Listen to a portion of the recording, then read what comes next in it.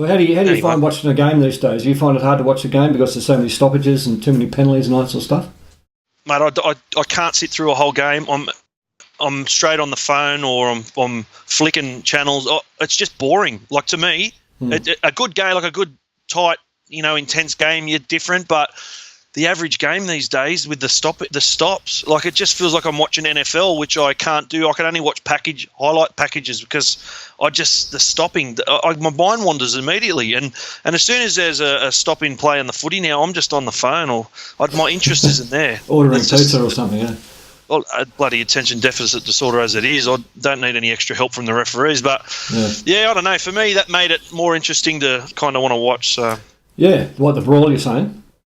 Yeah, just the passion and the emotion and it's a little bit Neanderthal and caveman-like, but it's fucking footy. Like, it's a contact sport. It's an angry, aggressive sport. And one of the biggest parts I loved about football was the contact and bumping people off or getting belted and getting up and, being okay. And I don't know, I just kind of guess I like that. Well, it's about keeping your territory, isn't it? About stamping what your territory is. And that's, forwards come together and there's a bit of a blow-up or whatever. And there's, you're in my space, cop this. But when I asked you, do you watch the game and how do you handle watching the game? I'm like that too. I flick over every now and see what's on the other channels. Before I used to just watch the game and just leave it on. But there's so many penalties. I think it's imploding on itself where you got so many mechanical rules and regulations, and you got humans that obviously there's human error in the officiating of the game and the player, and you can't. If your idea is to win the game, coaches and players is to win the game, you do your best you possibly can. Controlled aggression, it's hard to do, and when you get to that point where you're at the cusp of maybe breaking a rule. If you're full steam ahead, you're not gonna stop before that cusp. No, yeah. This is it. There's like a lot of supporters and fans. They go, "Why do you have a brain snap and do that?" It's because you try and be as angry and as aggressive as possible, and then just completely stop and make a good decision.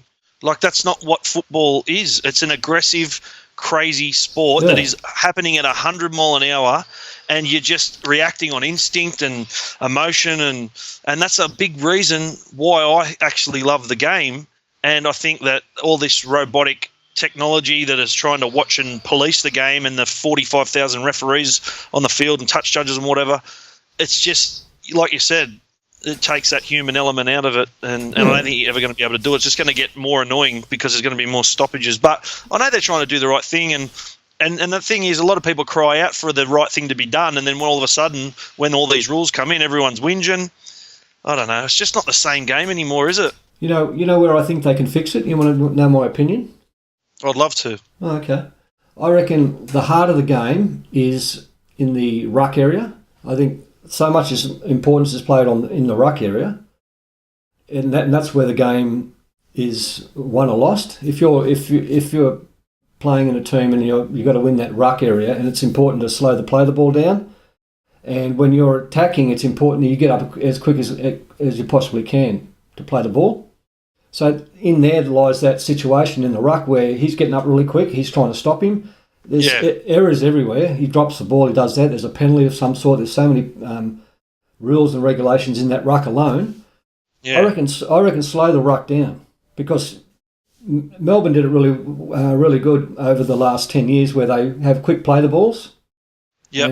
And the defensive side cannot. It's impossible for them to get onside, so there's another penalty.